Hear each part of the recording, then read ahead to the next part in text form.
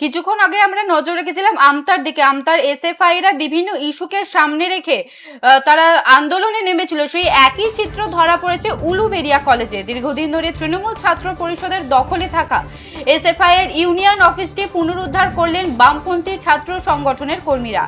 এই ঘটনাকে কেন্দ্র করে উলুবেড়িয়া কলেজ এসএফআই এর পক্ষ থেকে একটি বড়সড় ডেপুটেশন কর্মসূচি এবং রাজ্য নেতৃত্বের উপস্থিতিতে এক সাংবাদিক বৈঠকের আয়োজন করা হয়। সাংবাদিক বৈঠকে উপস্থিত এসএফআই এর রাজ্য নেতৃত্ব সুর চড়িয়ে বলেন, দীর্ঘদিন ধরে উলুবেড়িয়া কলেজের এসএফআই অফিসটি গায়ের জোরে দখল করে রেখেছিল তৃণমূলের কর্মী সমর্থকেরা। সাধারণ ছাত্রছাত্রীদের স্বার্থে উলুবেড়িয়া কলেজের পড়ুয়ারাই একজোট হয়ে সেই অফিসকে তৃণমূলের গ্রাস থেকে সম্পূর্ণ দখল মুক্ত করেছে। অফিসটি পুনরুদ্ধারের পর সেটি আবার এসএফআই এর পতাকা, পোস্টার এবং স্লোগানে মুড়ে ফেলা হয়েছে বলেই জানান তারা। ছাত্রছাত্রীদের বিভিন্ন দাবি দেওয়া নিয়ে এদিন উলুবেড়িয়া কলেজের 150 জনেরও বেশি পড়ুয়া একজোট হয়ে কলেজ কর্তৃপক্ষের কাছে ডেপুটেশন দিতে যান। তবে কলেজে উপস্থিত ছিলেন না কলেজের ভারপ্রাপ্ত প্রিন্সিপাল, ফলে ডেপুটেশন জমা দেওয়া সম্ভব হয়নি। এই বিষয়ে ক্ষোভ প্রকাশ করে ছাত্র নেতৃত্ব স্পষ্ট হুঁশিয়ারি দিয়ে জানিয়েছেন, কলেজ ক্যাম্পাসে যেদিনই প্রিন্সিপালকে দেখা যাবে সেদিনই তার মুখোমুখি হয়ে ছাত্রছাত্রীরা এই ডেপুটেশন জমা দেবেন।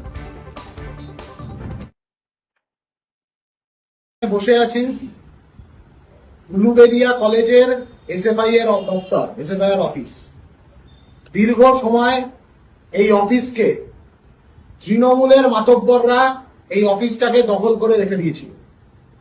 এসএফআই এর ছেলেমেয়েরা, উলুবেড়িয়া কলেজের ছাত্রছাত্রীরা এই অফিসকে দখল মুক্ত করেছে তৃণমূলের হাত থেকে, এবং এসএফআই এর অফিস আবার এসএফআই এর স্লোগানে, এসএফআই এর পতাকায় সেজে উঠেছে।